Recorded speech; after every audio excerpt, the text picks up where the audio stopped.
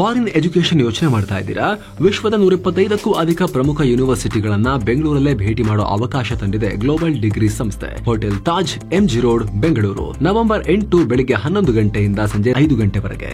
Entry free ಇರುತ್ತೆ. Free ರಿಜಿಸ್ಟ್ರೇಷನ್ಗೆ ಈ ನಂಬರ್ಗೆ ಕಾಲ್ ಮಾಡಿ ಅಥವಾ ಡಿಸ್ಕ್ರಿಪ್ಷನ್ ಮತ್ತು ಪಿನ್ ಕಾಮೆಂಟ್ ನಲ್ಲಿರೋ ಲಿಂಕ್ ಚೆಕ್ ಮಾಡಿ. ಫ್ರೀ ಬಿಹಾರ ಜನರಿಗೆ ಭಾರೀ ಬಂಪರ್. ಸ್ಪರ್ಧೆಗೆ ಬಿದ್ದ ಬಿಜೆಪಿ ಕಾಂಗ್ರೆಸ್ ಕೂಟ. ನಮಸ್ಕಾರ ಸ್ನೇಹಿತರೆ. ತೀವ್ರ ಕುತೂಹಲ ಕೆರಳಿಸಿರೋ ಪ್ರಧಾನಿ ಮೋದಿ ಮತ್ತು ವಿಪಕ್ಷ ನಾಯಕ ರಾಹುಲ್ ಗಾಂಧಿ ಅವರಿಗೆ ದೊಡ್ಡ ಪ್ರತಿಷ್ಠೆಯಾಗಿರೋ ಬಿಹಾರ ಚುನಾವಣೆಗೆ ಸಂಬಂಧಪಟ್ಟಂತೆ ಈಗ ಮೇಜರ್ ಟ್ವಿಸ್ಟ್ ಸಿಕ್ಕಿದೆ. ಇಷ್ಟು ದಿನ ಒಬ್ರಿಗೊಬ್ರು ಮಾತಲ್ಲಿ ಯುದ್ಧ ಮಾಡ್ಕೋತಿದ್ದ ನಾಯಕರು ಈಗ ಪ್ರಣಾಳಿಕೆ ಮೂಲಕ ಕದನಕ್ಕೆ ಇಳಿದಿದ್ದಾರೆ. ಎರಡೂ ಮೈತ್ರಿಕೂಟಗಳ ಕಡೆಯಿಂದ ಪ್ರಣಾಳಿಕೆ ಬಿಡುಗಡೆಯಾಗಿದ್ದು ಬಿಹಾರ ಜನರಿಗೆ ಫ್ರೀಗಳ ಮಳೆ ಸುರಿಸಲಾಗಿದೆ. ಯಾವ ಮಟ್ಟಿಗೆ ಅಂದ್ರೆ ಕೆಲ ಆಶ್ವಾಸನೆಗಳು ಇಡೀ ದೇಶವೇ ಗಾಬರಿ ಹುಟ್ಟಿಸೋ ತರ ಇವೆ. ಒಂದು ಗುಂಪು 3 ಕೋಟಿ ಸರ್ಕಾರಿ ಉದ್ಯೋಗ ಕೊಡ್ತೀನಿ ಅಂದ್ರೆ ಇನ್ನೊಂದು ಗುಂಪು ಉಚಿತ ಕರೆಂಟ್ ಅಂತ ಹೇಳ್ತಿದೆ. ಎನ್ಡಿಎ ಇದಕ್ಕೆ ಸಂಕಲ್ಪ ಪತ್ರ ಅಂತ ಹೆಸರಿಟ್ರೆ ಮಹಾಘಟಬಂಧನ್ ಬಿಹಾರ ಕಾ ತೇಜಸ್ವಿ ಪ್ರಾಣ ಅಂತ ನಾಮಕರಣ ಮಾಡಿದೆ. ಈ ಮೂಲಕ ಹರಾಜಿಗೆ ಹಾಕೋರ ಥರ ಬಿಹಾರದಲ್ಲಿ ನಂಬೋಕು ಅಸಾಧ್ಯವಾಗದ ರೀತಿ ಆಶ್ವಾಸನೆ ನೀಡಲಾಗಿದೆ. ಹಾಗಿದ್ರೆ ಇಬ್ರು ಬಿಹಾರ ಜನರಿಗೆ ಹೇಳ್ತಿರೋದೇನು? ಯಾರ್ಗಿದ್ರೆ ಏನ್ ಕೊಡ್ತಾರೆ? ಯಾವ ಪ್ರಣಾಳಿಕೆಯಲ್ಲಿ ಏನೇನಿದೆ? ಬನ್ನಿ ಈ ವಿಡಿಯೋದಲ್ಲಿ ಕ್ವಿಕ್ ಆಗಿ ನೋಡ್ಕೊಂಡು ಬರೋಣ. ಮನೆಗೊಂದು ಸರ್ಕಾರಿ ನೌಕರಿ, ಗುತ್ತಿಗೆ ನೌಕರರೆಲ್ಲ ಖಾಯಂ. ಹೌದು, ಕಾಂಗ್ರೆಸ್ ಮತ್ತು ಅದರ ಹಿರಿಯ ಪಾಲುದಾರ ಆರ್ಜೆಡಿ ಮತ್ತು ಇತರೆ ಕಮ್ಯುನಿಸ್ಟ್ ಪಕ್ಷಗಳು ಸೇರಿ ಈ ಘೋಷಣೆ ಮಾಡಿವೆ. ನಮ್ಮ ಸರ್ಕಾರ ಬಂದ್ರೆ ಏಕ್ ಪರಿವಾರ್ ಏಕ್ ನೌಕರಿ ಅಂತ ಹೇಳಿವೆ. ಅಂದ್ರೆ ಮನೆಗೊಂದು ಸರ್ಕಾರಿ ನೌಕರಿ ಕೊಡ್ತೀವಿ, ನಮ್ಗೆ ಮತ ಹಾಕಿ ಅಂತ ಕೇಳಿದ್ದಾರೆ. ಅಷ್ಟೇ ಅಲ್ಲ, ನಮ್ಮ ಮೈತ್ರಿ ಸರ್ಕಾರ ರಚನೆಯಾದ ಬರೀ 20 ದಿನಗಳಲ್ಲಿ ಪ್ರತಿ ಕುಟುಂಬದ ಒಬ್ಬ ಸದಸ್ಯರಿಗೆ ಉದ್ಯೋಗ ಸಿಗುವಂತೆ ಕಾನೂನು ತರ್ತೀವಿ. 20 ತಿಂಗಳೊಳಗೆ ಉದ್ಯೋಗ ಕೊಡೋಕೆ ಶುರು ಮಾಡ್ತೀವಿ ಅಂದಿದ್ದಾರೆ. ಇದೇ ಈಗ ಎಲ್ಲರ ಹುಬ್ಬೇರುವಂತೆ ಮಾಡ್ತಿದೆ. ಯಾಕಂದ್ರೆ ಬಿಹಾರದಲ್ಲಿ 13 ಕೋಟಿ ಜನಸಂಖ್ಯೆ ಇದೆ. 3 ಕೋಟಿಗೂ ಅಧಿಕ ಕುಟುಂಬಗಳಿವೆ. ಇಷ್ಟು ಮನೆಗೆಲ್ಲ ಒಂದೊಂದು ಸರ್ಕಾರಿ ಉದ್ಯೋಗ ಅಂದ್ರೂ 3 ಕೋಟಿಗಿಂತ ಹೆಚ್ಚು ಉದ್ಯೋಗ ಹೇಗೆ ಸೃಷ್ಟಿ ಮಾಡ್ತಾರೆ? ಯಾವ ವಲಯಗಳಲ್ಲಿ ಉದ್ಯೋಗ ಕೊಡ್ತಾರೆ ಅನ್ನೋ ಚರ್ಚೆ ಎದ್ದಿದೆ. ಅಷ್ಟೇ ಅಲ್ಲ, ಖಾಸಗಿ ವಲಯದಲ್ಲೇ ಹೆಚ್ಚು ಉದ್ಯೋಗ ಅವಕಾಶಗಳು ಕಮ್ಮಿ ಆಗ್ತಿವೆ. ಅಂಥದ್ರಲ್ಲಿ ಬರೀ ಸರ್ಕಾರಿ ಕೆಲಸವನ್ನ ಹೇಗೆ ಕೊಡ್ತಾರೆ ಅನ್ನೋ ಪ್ರಶ್ನೆಗಳನ್ನ ಇದು ಹುಟ್ಟಾಕಿದೆ. ಇನ್ನು ಇದರ ಜೊತೆಗೆ ಖಾಸಗಿ ವಲಯಗಳಲ್ಲಿ ಮುಂದಿನ 5 ವರ್ಷಗಳಲ್ಲಿ 30 ಲಕ್ಷ ಉದ್ಯೋಗ ಸೃಷ್ಟಿ ಮಾಡ್ತೀವಿ ಅಂತ ಆರ್ಜೆಡಿ ಕೂಟ ಘೋಷಿಸಿದೆ. ಅಲ್ಲದೆ ಗುತ್ತಿಗೆ ಮತ್ತು ಹೊರಗುತ್ತಿಗೆ ಆಧಾರದ ಮೇಲೆ ಕೆಲಸ ಮಾಡ್ತಿರೋ ಉದ್ಯೋಗಿಗಳನ್ನ ಖಾಯಂಗೊಳಿಸ್ತೀವಿ. ಇದರಲ್ಲಿ ಜೀವಿಕಾ ಸ್ವಸಹಾಯ ಸಂಘದ ಮಹಿಳೆಯರಿಗೆ ತಿಂಗಳಿಗೆ 30,000 ರೂಪಾಯಿ ಸಂಬಳ ನೀಡ್ತೀವಿ ಅಂತ ತಿಳಿಸಿದೆ. ಜೊತೆಗೆ ಅವರ ಸಾಲಗಳನ್ನ ಮನ್ನಾ ಮಾಡಿ ಅವರಿಗೆ ಹೆಚ್ಚುವರಿಯಾಗಿ ತಿಂಗಳಿಗೆ 2,000 ರೂಪಾಯಿ ಸಹಾಯಧನ ನೀಡ್ತೀವಿ ಅಂತ ಹೇಳಿದೆ. ಜೊತೆಗೆ IT, special economic zone, dairy industry, agro industry, health care, agriculture, food processing, logistics, manufacturing ಸೇರಿ ಹಲವು ಕ್ಷೇತ್ರಗಳಲ್ಲಿ ಕೌಶಲ್ಯ ಆಧಾರಿತ ಉದ್ಯೋಗ ಸೃಷ್ಟಿ ಮಾಡ್ತೀವಿ ಅಂದಿದೆ. ಇನ್ನು ಸ್ನೇಹಿತರೆ, ಒಂದು ಚಿಕ್ಕ ರಿಮೈಂಡರ್, ಮಸ್ತ್ ಮಗ ಪ್ರೀಮಿಯಂ ಮೆಂಬರ್ಶಿಪ್ ಶುರುವಾಗಿದೆ. ದಿನಕ್ಕೆ ₹1 ಕಮ್ಮಿ ದರದಲ್ಲಿ ನೀವು ಕೂಡ ಮೆಂಬರ್ ಆಗಬಹುದು. ಮೆಂಬರ್ಸ್ ಓನ್ಲಿ ಎಕ್ಸ್ಕ್ಲೂಸಿವ್ ವಿಡಿಯೋಸ್ ಅಲ್ಲಿ ಬರ್ತಾ ಇದಾವೆ. ಲೈವ್ ಇಂಟರಾಕ್ಷನ್ಸ್ ಕೂಡ ಮೆಂಬರ್ಸ್ಗೆ ಸಿಗ್ತಾ ಇದೆ. ಆ ವಿಡಿಯೋಸ್ಗೆ ನಮ್ಮ ಚಾನಲ್ ಕಡೆಯಿಂದ ನಾವು ಹಾಕೋ ಎಕ್ಸ್ಟ್ರಾ ಯಾವುದೇ ಆಡ್ಸ್ ಇರೋದಿಲ್ಲ. ಜೊತೆಗೆ ನೀವು ತಗೊಳ್ಳಿ ಒಂದು ಮೆಂಬರ್ಶಿಪ್ ನಿಂದ ನಾವು ಇನ್ನೂ ಉತ್ತಮ ಗುಣಮಟ್ಟದಲ್ಲಿ ಕೆಲಸ ಮಾಡೋಕೆ ನೀವು ನಮಗೆ ಶಕ್ತಿ ಕೊಟ್ಟಂತೆನೂ ಆಗುತ್ತೆ. ಆಂಡ್ರಾಯ್ಡ್ ಯೂಸರ್ಸ್ ಜಾಯಿನ್ ಬಟನ್ ಮೂಲಕ ವಿಡಿಯೋ ಕೆಳಗಡೆ ಜಾಯಿನ್ ಆಗಬಹುದು. ಆಪಲ್ ಯೂಸರ್ಸ್ ಡಿಸ್ಕ್ರಿಪ್ಷನ್ ಮತ್ತು ಪಿನ್ ಕಾಮೆಂಟ್ ಅನ್ನ ಮಿಸ್ ಮಾಡದೆ ಚೆಕ್ ಮಾಡಿ. ಬನ್ನೀಗ ವರದಿಯಲ್ಲಿ ಕಂಟಿನ್ಯೂ ಮಾಡೋಣ. ಫ್ರೀ ಕರೆಂಟ್, ವಕ್ಫ್ ತಿದ್ದುಪಡಿ ಇಲ್ಲ. ಇನ್ನು ಮಹಿಳಾ ಮತದಾರರನ್ನ ಸೆಳೆಯೋಕೆ ಕೂಡ ಮಹಾಘಟಬಂಧನ್ ಮೈತ್ರಿಕೂಟ ಹಿಂದೆ ಬಿದ್ದಿಲ್ಲ. ಮಾಹಿ ಬಹಿನ್ ಮಾನ್ ಯೋಜನೆ ಅಡಿಯಲ್ಲಿ ಮಹಿಳೆಯರಿಗೆ ಪ್ರತಿ ತಿಂಗಳು 2,500 ರೂಪಾಯಿ ಅಂದ್ರೆ ವರ್ಷಕ್ಕೆ 30,000 ರೂಪಾಯಿ ಕೊಡ್ತೀವಿ ಅಂತ ಘೋಷಿಸಿದೆ. ಇದು ಡಿಸೆಂಬರ್ 1ರಿಂದಲೇ ಜಾರಿಗೆ ಬರಲಿದೆ ಅಂತ ಮೈತ್ರಿಕೂಟ ಹೇಳಿದೆ. ಈ ಮೂಲಕ ಬಿಹಾರದಲ್ಲಿರೋ 3.5 ಕೋಟಿಗೂ ಅಧಿಕ ಅರ್ಹ ಮಹಿಳೆಯರಿಗೆ ತಿಂಗಳಿಗೆ 2,500 ಕೊಡೋದಾಗಿ ಹೇಳಿದ್ದಾರೆ. ಅಲ್ಲದೆ ಮುಂದಿನ 5 ವರ್ಷವೂ ಇದು ಜಾರಿಯಲ್ಲಿರುತ್ತೆ ಅಂತ ಹೇಳಿದ್ದಾರೆ. ಇದು ಈಗ ಎಲ್ಲರನ್ನೂ ಆಶ್ಚರ್ಯಗೊಳಿಸುತ್ತಿದೆ. ಯಾಕಂದ್ರೆ ಬಿಹಾರದಲ್ಲಿ ಕಳೆದ ಬಜೆಟ್ ಗಾತ್ರವೇ 3.17 ಲಕ್ಷ ಕೋಟಿ. ಅಂದ್ರೆ ನಮ್ಮ ಕರ್ನಾಟಕ ಬಜೆಟ್ಗಿಂತ ಸಣ್ಣದು. ಹೀಗಿರುವಾಗ ಕನಿಷ್ಠ 3.5 ಕೋಟಿ ಮಹಿಳೆಯರು ಅಂದ್ರೆ 1 ಲಕ್ಷ ಕೋಟಿಗೂ ಅಧಿಕ ಆಗತ್ತೆ. ಸೊ ಬಜೆಟ್ನ ಒಂದು ಭಾಗದಷ್ಟು ಹಣವನ್ನ ಒಂದು ಯೋಜನೆಗೆ ಕೊಡ್ತಾರಾ ಅನ್ನೋ ಪ್ರಶ್ನೆಗಳನ್ನ ಕೇಳಲಾಗ್ತಿದೆ. ಜೊತೆಗೆ ಸರ್ಕಾರಿ ಉದ್ಯೋಗಗಳಲ್ಲಿ ಮತ್ತು ಸ್ಥಳೀಯ ಸಂಸ್ಥೆಗಳಲ್ಲಿ ಮಹಿಳೆಯರಿಗೆ 50% ಮೀಸಲಾತಿ ಕೊಡ್ತೀವಿ ಅಂತ ಹೇಳಿದ್ದಾರೆ. ಹಾಗೆ ಮಹಿಳಾ ಕಾಲೇಜು ಮತ್ತು ಪದವಿ ಕಾಲೇಜು ಸ್ಥಾಪನೆ ಮಾಡ್ತೀವಿ ಅಂತ ಹೇಳಿದ್ದಾರೆ. ಇನ್ನು ಕರ್ನಾಟಕದ ಮಾದರಿಯಲ್ಲೇ ಬಿಹಾರದ ಪ್ರತಿ ಮನೆಗೂ 200 ಯೂನಿಟ್ ಉಚಿತ ವಿದ್ಯುತ್ ನೀಡೋದಾಗಿ ಘೋಷಣೆ ಮಾಡಿದೆ. ಹಾಗೆ ಪದವೀಧರರು ಮತ್ತು ಡಿಪ್ಲೊಮೊ ಪೂರ್ಣಗೊಳಿಸಿದವರಿಗೆ ಮಾಸಿಕ 3,000 ರೂಪಾಯಿ ನಿರುದ್ಯೋಗ ಭತ್ಯೆ ನೀಡ್ತೀವಿ ಅಂತ ತಿಳಿಸಿದೆ. ಸ್ಪರ್ಧಾತ್ಮಕ ಪರೀಕ್ಷೆಗಳಿಗೆ ಅರ್ಜಿ ಮತ್ತು ಪರೀಕ್ಷಾ ಶುಲ್ಕವನ್ನ ರದ್ದುಗೊಳಿಸುತ್ತೀವಿ. ಪರೀಕ್ಷಾ ಕೇಂದ್ರಗಳಿಗೆ ಉಚಿತ ಪ್ರಯಾಣ ವ್ಯವಸ್ಥೆ, ಪರೀಕ್ಷಾ ಅಕ್ರಮ ತಡೆಗಟ್ಟಲು ಕ್ರಮ ತಗೋತೀವಿ ಅಂದಿದೆ. ಇನ್ನು ಈ ವಕ್ಫ್ ತಿದ್ದುಪಡಿಗೆ ಸಂಬಂಧಪಟ್ಟಂತೆ ಕೂಡ ಮಹಾಗಠಬಂಧನ ದೊಡ್ಡ ಘೋಷಣೆ ಮಾಡಿದೆ.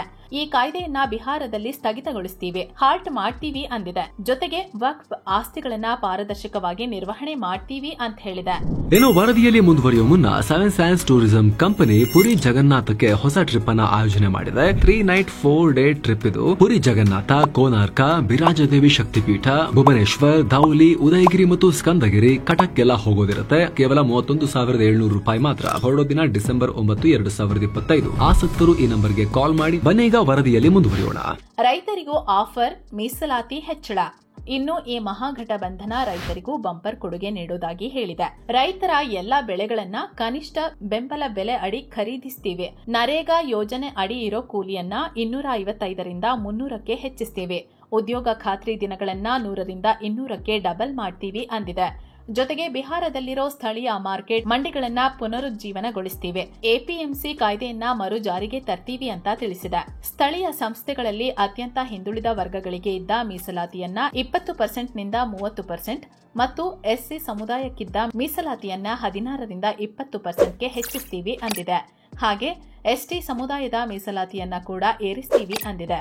ಇನ್ನು ಇದೇ ರೀತಿ ಸರ್ಕಾರಿ ನೌಕರಿಗೆ ಹಳೆ ಪಿಂಚಣಿ ಯೋಜನೆ ಜಾರಿ, ಜನ ಸ್ವಾಸ್ಥ್ಯ ಸುರಕ್ಷಾ ಯೋಜನೆ ಅಡಿ ಪ್ರತಿಯೊಬ್ಬರಿಗೂ 25 ಲಕ್ಷಗಳವರೆಗೆ ಉಚಿತ ಆರೋಗ್ಯ ವಿಮೆ, ರಾಜ್ಯಾದ್ಯಂತ ಐಟಿ ಪಾರ್ಕ್ಗಳ ನಿರ್ಮಾಣ, ಬೋಧ ಗಯಾದಲ್ಲಿರೋ ಬೌದ್ಧ ದೇವಾಲಯಗಳ ನಿರ್ವಹಣೆ, ಬೌದ್ಧ ಸಮುದಾಯದವರಿಗೆ ಅವರ ಭೂಮಿಯ ಹಸ್ತಾಂತರ ಅಂತ ಮೈತ್ರಿಕೂಟ ಹೇಳಿದೆ. ಹಾಗೆ 2,000 ಎಕರೆ ಪ್ರದೇಶದಲ್ಲಿ ಎಜುಕೇಷನಲ್ ಸಿಟಿಯನ್ನ ನಿರ್ಮಿಸ್ತೀವಿ. ಇಂಡಸ್ಟ್ರಿ ಕ್ಲಸ್ಟರ್ ಮತ್ತು 5 ಹೊಸ ಎಕ್ಸ್ಪ್ರೆಸ್ ವೇ ನಿರ್ಮಾಣ ಮಾಡ್ತೀವಿ ಅಂದಿದೆ. 1 ಕೋಟಿ ಸರ್ಕಾರಿ ಉದ್ಯೋಗ, ಎಲ್ಕೆಜಿಯಿಂದ ಪಿಜಿಯವರೆಗೆ ಉಚಿತ ಶಿಕ್ಷಣ. ಇನ್ನು ಮಹಾಗಠಬಂಧನ ಮೈತ್ರಿಯದ್ದು ಈ ತರ ಆಶ್ವಾಸನೆ ಇದ್ರೆ ಬಿಜೆಪಿ ಮತ್ತು ಅವರ ಎನ್ಡಿಎ ಕೂಟ ಕೂಡ ನಾವೇನ್ ಕಮ್ಮಿ ಇಲ್ಲ ಅಂತ ಜನಪ್ರಿಯ ಘೋಷಣೆಗಳನ್ನ ಮಾಡಿದೆ. ಅವರು ಮನೆಗೊಂದು ಸರ್ಕಾರಿ ಉದ್ಯೋಗ ಕೊಡ್ತೀವಿ ಅಂದ್ರೆ ಇವರು ಎನ್ಡಿಎ ಕೂಟ 1 ಕೋಟಿ ಉದ್ಯೋಗ ಕೊಡ್ತೀವಿ ಅಂತ ಭರವಸೆ ನೀಡಿದ್ದಾರೆ. ಜೊತೆಗೆ ಮುಖ್ಯಮಂತ್ರಿ ಮಹಿಳಾ ಉದ್ಯೋಗ ಯೋಜನೆಯ ಮೂಲಕ ವಾರ್ಷಿಕ 1 ಲಕ್ಷ ರೂಪಾಯಿ ಆದಾಯ ಗಳಿಸೋ ಲಖಪತಿ ದೀದಿಗಳನ್ನ ಕ್ರಿಯೇಟ್ ಮಾಡ್ತೀವಿ. ಇದರಡಿ ಮಹಿಳಾ ಉದ್ಯಮಿಗಳಿಗೆ 2 ಲಕ್ಷ ರೂಪಾಯಿ ಹಣಕಾಸು ನೆರವು ನೀಡ್ತೀವಿ ಅಂದಿದ್ದಾರೆ. ಇನ್ನು ಮಹಿಳಾ ಉದ್ಯೋಗಿಗಳನ್ನ ಕೋಟ್ಯಾಧಿಪತಿಗಳನ್ನಾಗಿ ಮಾಡೋಕೆ ಮಿಷನ್ ಕ್ರೋರ್ಪತಿ ಇನಿಷಿಯೇಟಿವ್ ಜಾರಿ ಮಾಡ್ತೀವಿ ಅಂದಿದೆ. ಇನ್ನು ಎಲ್ಕೆಜಿಯಿಂದ ಪಿಜಿಯವರೆಗೆ ಫ್ರೀಯಾಗಿ ಶಿಕ್ಷಣ ಕೊಡ್ತೀವಿ. ಎಐ ಟ್ರೈನಿಂಗ್ ಸೆಂಟರ್ ಮತ್ತು ಡಿಜಿಟಲ್ ಲ್ಯಾಬ್ಗಳ ನಿರ್ಮಾಣ ಮಾಡ್ತೀವಿ ಅಂತ ಹೇಳಿದ್ದಾರೆ. ಹಾಗೆ ಉನ್ನತ ಶಿಕ್ಷಣ ಪಡೆದಿರೋ ಎಸ್ಸಿ ಎಸ್ಟಿ ವಿದ್ಯಾರ್ಥಿಗಳಿಗೆ ತಿಂಗಳಿಗೆ 2,000 ರೂಪಾಯಿ ಆರ್ಥಿಕ ನೆರವು, ಎಸ್ಸಿ ಎಸ್ಟಿ ವಿದ್ಯಾರ್ಥಿಗಳಿಗೆ ರೆಸಿಡೆನ್ಷಿಯಲ್ ಶಾಲೆಗಳ ನಿರ್ಮಾಣ ಮಾಡ್ತೀವಿ ಅಂತ ಎನ್ಡಿಎ ಘೋಷಿಸಿದೆ. 50 ಲಕ್ಷ ಮನೆಗಳ ನಿರ್ಮಾಣ, ಉಚಿತ ವಿದ್ಯುತ್, ರೇಷನ್. ಇನ್ನು ಎನ್ಡಿಎ ಕೂಟ ಮಾಡಿರೋ ಅತಿ ದೊಡ್ಡ ಘೋಷಣೆ ಅಂದ್ರೆ 50 ಲಕ್ಷ ಮನೆಗಳ ನಿರ್ಮಾಣ.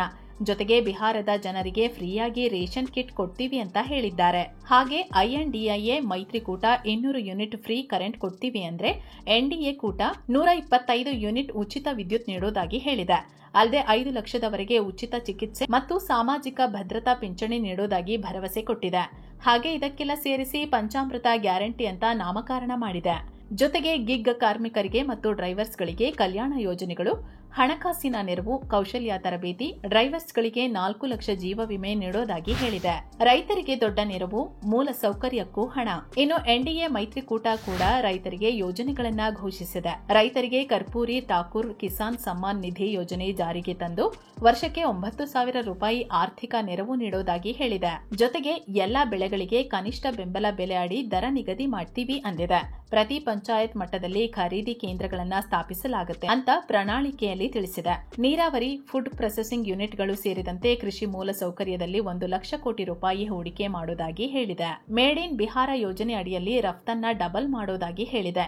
ಗ್ರಾಮೀಣ ಆರ್ಥಿಕತೆಯನ್ನ ಹೆಚ್ಚಿಸಲು ಬಿಹಾರ ಮಿಲ್ಕ್ ಮಿಷನ್ ಮತ್ತು ಬಿಹಾರ ಫಿಶ್ ಮಿಷನ್ ಸ್ಥಾಪನೆ ಮಾಡೋದಾಗಿ ಹೇಳಿದ್ದಾರೆ. ಮೀನುಗಾರರಿಗೆ ನೀಡಲಾಗ್ತಿದ್ದ ವಾರ್ಷಿಕ ಸಹಾಯಧನವನ್ನ 4,000 ರೂಪಾಯಿಗಿಂತ 9,000ಕ್ಕೆ ಹೆಚ್ಚಳ ಮಾಡೋದಾಗಿ ಹೇಳಿದೆ.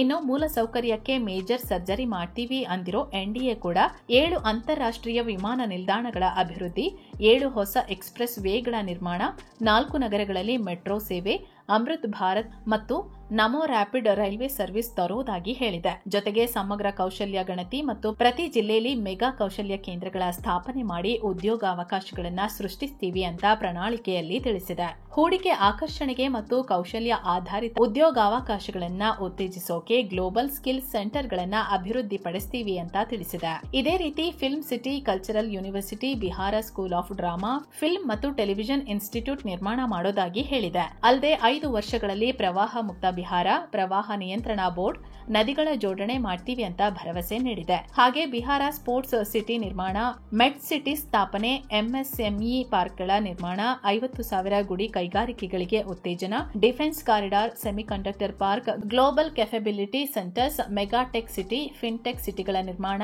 ಶಾಲೆಗಳ ಅಭಿವೃದ್ಧಿಗೆ 5,000 ಕೋಟಿ ರೂಪಾಯಿ ಹೂಡಿಕೆ ಮಾಡ್ತೀವಿ ಅಂತ ಹೇಳಿದೆ. ಅಷ್ಟೇ ಅಲ್ಲ, ಇನ್ನು ಅನೇಕ ಸಣ್ಣ ಪುಟ್ಟ ಭರವಸೆಗಳನ್ನ ಸೇರಿ ಸಾಕಷ್ಟು ಹೊಸ ಯೋಜನೆಗಳನ್ನು ಘೋಷಣೆ ಮಾಡಿದ್ದಾರೆ. ಆದ್ರೆ ಇದಕ್ಕೆ ಆದಾಯ ಎಲ್ಲಿಂದ ತರ್ತೀವಿ ಅಂತ ಎರಡೂ ಕಡೆಯಿಂದ ಹೇಳಿಲ್ಲ. ಯಾಕಂದ್ರೆ ಬಿಹಾರ ಆರ್ಥಿಕವಾಗಿ ಶ್ರೀಮಂತ ರಾಜ್ಯವಲ್ಲ. 2025-26ನೇ ಸಾಲಿನ ಬಜೆಟ್ ಪ್ರಕಾರ ಬಿಹಾರದ ಒಟ್ಟು ಬಜೆಟ್ ಗಾತ್ರ 3.17 ಲಕ್ಷ ಕೋಟಿ ಮಾತ್ರ. ಅದರಲ್ಲಿ ಬಿಹಾರಕ್ಕೆ ತೆರಿಗೆ ಇನ್ನಿತರೆ ಮೂಲಗಳಿಂದ ಬರೋ ಆದಾಯ 2.5 ಲಕ್ಷ ಕೋಟಿ ಮಾತ್ರ. ಇನ್ನು ಬಿಹಾರ ರಾಜ್ಯದ ಜಿಡಿಪಿ $130 ಬಿಲಿಯನ್ ಇದೆ. ಅಂದ್ರೆ ಹೆಚ್ಚು ಕಮ್ಮಿ ನಮ್ಮ ಬೆಂಗಳೂರಷ್ಟು ಮಾತ್ರ. ಜೊತೆಗೆ ಬಿಹಾರ ಇನ್ನೂ ಕೂಡ ಕೃಷಿಯನ್ನ ಅವಲಂಬಿಸಿರೋ ರಾಜ್ಯ. ಇನ್ನು ಕೈಗಾರಿಕೆಗಳ ನಿರ್ಮಾಣ ಆಗಬೇಕಿದೆ. ಬರೀ 21% ಮಾತ್ರ ಕೈಗಾರಿಕೆಗಳಿಂದ ಆದಾಯ ಬರ್ತಿದೆ. 19% ಕೃಷಿಯ ಪಾಲಿದೆ. ಜಿಡಿಪಿಯ 37% ಅಂದ್ರೆ 4 ಲಕ್ಷ ಕೋಟಿ ಸಾಲ ಇದೆ. ಹೀಗಿರುವಾಗ ಸರ್ಕಾರಿ ವೆಚ್ಚಗಳು, ಸಂಬಳ ಮತ್ತು ಪಿಂಚಣಿಗಳು, ಹೊಸ ಯೋಜನೆಗಳು, ಗ್ಯಾರಂಟಿಗಳು, ಫ್ರೀಗಳು ಎಲ್ಲವನ್ನ ಹೇಗೆ ನಿಭಾಯಿಸ್ತಾರೆ, ಅದಕ್ಕೆ ದುಡ್ಡನ್ನ ಎಲ್ಲಿಂದ ತರ್ತಾರೆ ಅಂತ ಅನೇಕರು ಪ್ರಶ್ನೆ ಕೇಳ್ತಿದ್ದಾರೆ. ಆದ್ರೆ ಸದ್ಯಕ್ಕೆ ಇದನ್ನ ಪೂರೈಸ್ತೀವಿ ಅಂತ ಎರಡೂ ಕೂಟಗಳು ಹೇಳ್ತಿವೆ. ನವೆಂಬರ್ 6 ಮತ್ತು ನವೆಂಬರ್ 11ಕ್ಕೆ ಚುನಾವಣೆ ನಡೆಯಲಿದ್ದು, ಸೊ ಅಲ್ಲಿ ಜನ ಯಾರ ಭರವಸೆಗಳ ಕಡೆ ಮತ ಹಾಕಿದ್ದಾರೆ ಅನ್ನೋದು ಗೊತ್ತಾಗಲಿದೆ. ಸೊ ಫ್ರೆಂಡ್ಸ್, ಇದಾಗಿತ್ತು ಬಿಹಾರದ ಮ್ಯಾನಿಫೆಸ್ಟೋ ಕುರಿತಾದ ಮಾಹಿತಿ. ಈ ವಿಡಿಯೋಗಳು ಇಷ್ಟ ಆಗ್ತಿದ್ರೆ, ನಮ್ಮ ಈ ಪ್ರಯತ್ನ ನಿಮಗೆ ವ್ಯಾಲ್ಯೂಯಬಲ್ ಅನ್ಸಿದ್ರೆ, ಈ ಕೂಡಲೇ ಕೆಳಗೆ ಕಾಣ್ತಿರೋ ಜಾಯಿನ್ ಆಪ್ಷನ್ ನ ಕ್ಲಿಕ್ ಮಾಡಿ ದಿನಕ್ಕೆ $1ಗಿಂತ ಕಮ್ಮಿ ಪ್ಲಾನ್ ನಲ್ಲಿ ನಮ್ಮ ವಿಶೇಷ ಸದಸ್ಯರಾಗಿ ಅಂತ ವೀಕ್ಷಕರಿಗೆ ನಮ್ಮ ಕಡೆಯಿಂದ ಮೆಂಬರ್ಸ್ ಓನ್ಲಿ ಕಂಟೆಂಟ್ಗಳು ಸೇರಿ ಸಾಕಷ್ಟು ಸೌಲಭ್ಯ ನೀಡ್ತಿದ್ದೇವೆ. ಸಾಧ್ಯವಾದವರು ಇದನ್ನ ಪರಿಗಣಿಸಿ ಅಂತ ಹೇಳ್ತಾ, ಹೀಗೆ ಮತ್ತೆ ಭೇಟಿಯಾಗ್ತಿರೋಣ. ನಮಸ್ಕಾರ.